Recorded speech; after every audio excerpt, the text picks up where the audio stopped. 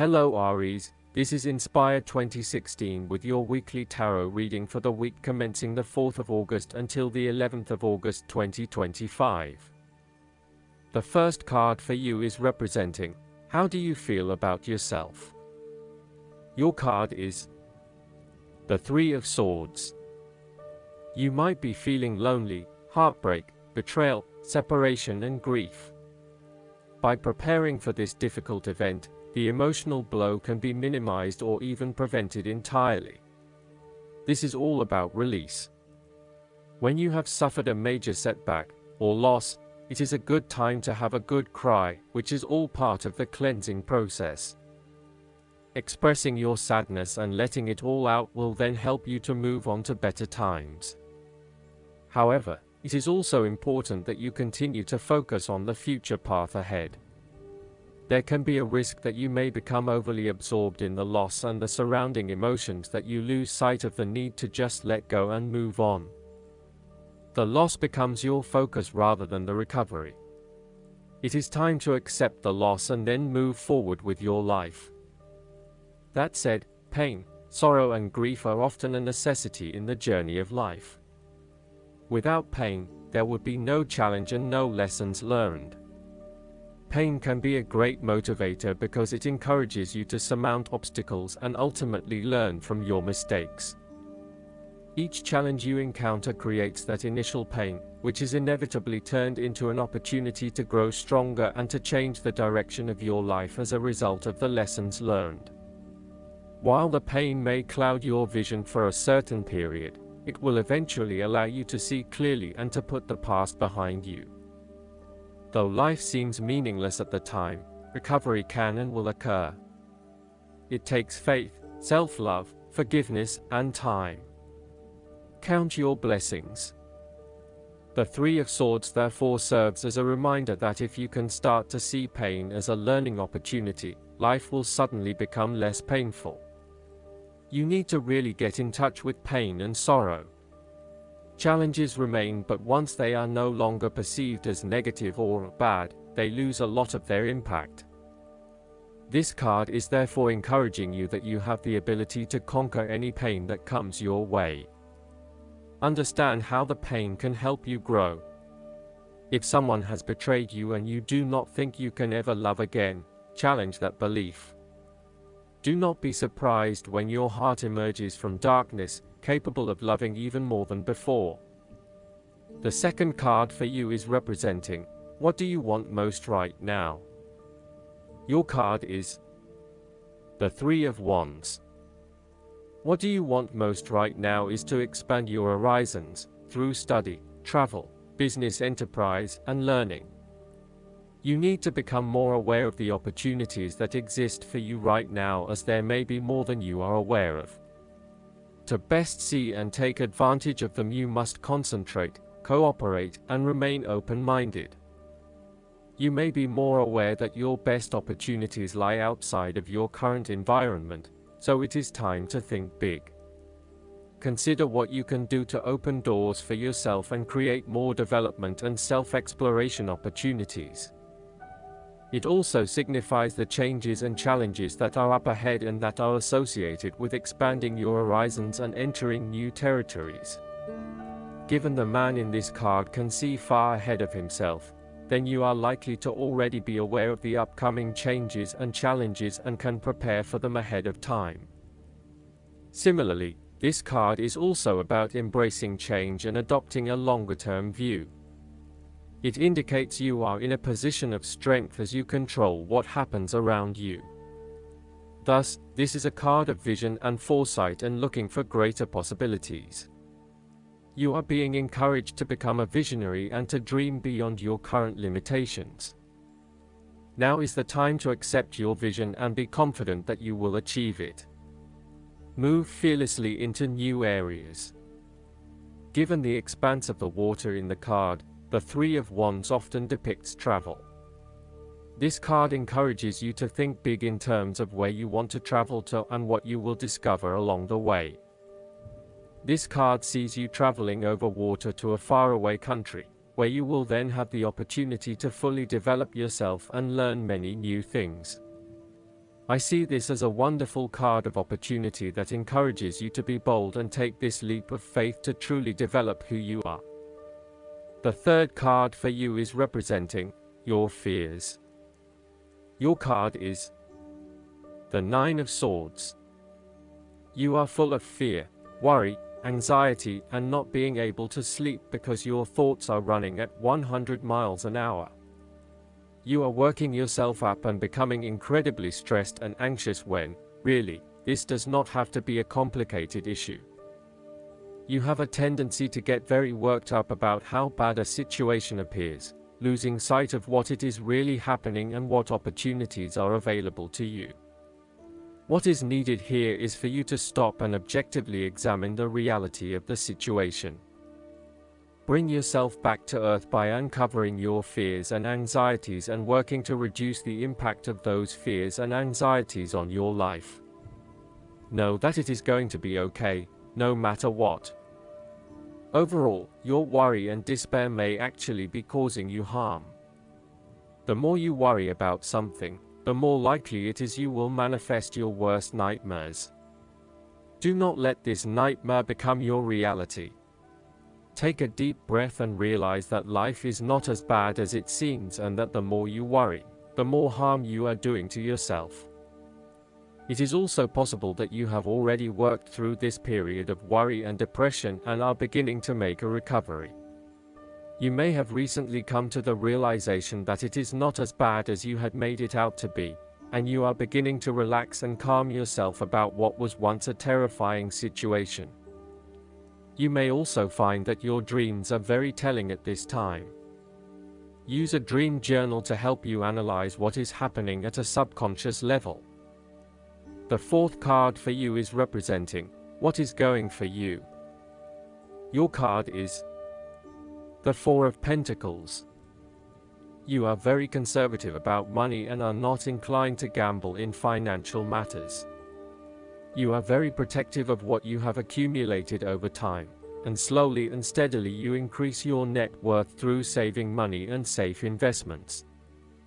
You are self-sufficient both financially and emotionally, as you often equate money with emotional security. This card also indicates possessiveness, greed, and an overly cautious approach to life. You may be afraid to take risks, both financially and emotionally, for fear of losing everything that you have attained so far. As a result, you may be vaguely unhappy and unfulfilled. Deep down you are starting to realize that you have sold out for a conservative and overly safe approach to life. Thus, the Four of Pentacles indicates one of the dangers of prosperity, the temptation to value money far above its real worth. If wealth and financial success lead to a miserly or penny-pinching attitude, then you have found yourself in a narrow-minded state where nothing is perceived to have any significant value other than money. This attitude is an expression of extreme attachment to the material things of the world and is unhealthy in the long term. Sometimes, the Four of Pentacles can indicate an inflexible attitude that is resistant to change. You have already established a way of living that now works for you, so why change? Change appears to be a threat to your certainty, safety, and security, and may place you at risk of losing all that is important to you. Any suggestion of doing things differently is therefore going to be met with resistance for fear of how it will impact your personal sense of security. Thus, you are more likely to favor tradition and tried and tested ways of doing things, rather than taking any risks at this point. The fifth card for you is representing what is going against you. Your card is the King of Wands. There would be a male significant figure in your life who is from fire signs just like yourself as a fire sign, who can be dominating, pushy, and overbearing at times. This is rarely done with malice or an intention to make someone else submissive. It is just a strong tendency that sometimes takes control. He does not even realize when he or she crosses the line between being assertive and aggressive. At worst, the King of Wands typifies the most selfish, ruthless qualities of fire. He can denote a manipulative business contact who will use you as long as it serves his purpose. He may be a rival, competitor, or unscrupulous opponent. In love, he represents a delightful flirtation that could wreak emotional havoc. He is only suitable for limited liaisons, holiday romances, or brief, passionate encounters. His flames are bright and warm but soon die down. As an aspect of yourself, the King of Wands can suggest that you have set your expectations of yourself too high and may struggle to achieve those expectations. As such, you may end up feeling like a failure because you have not been able to achieve what you want in both areas of your life. Set more realistic goals for yourself and know that you cannot do everything nor please everyone. There may also be times when you become frustrated with the lack of progress in your endeavors, particularly if this is being influenced by your dependence on others. You may find that there are some people who are holding you back and preventing you from fully realizing your dreams and goals. If this is the case, it is best to cut them loose, as no amount of energy will change their perspective. You may also need to be a bit more lenient on others and accept that not everyone has as much energy and drive as you to achieve results.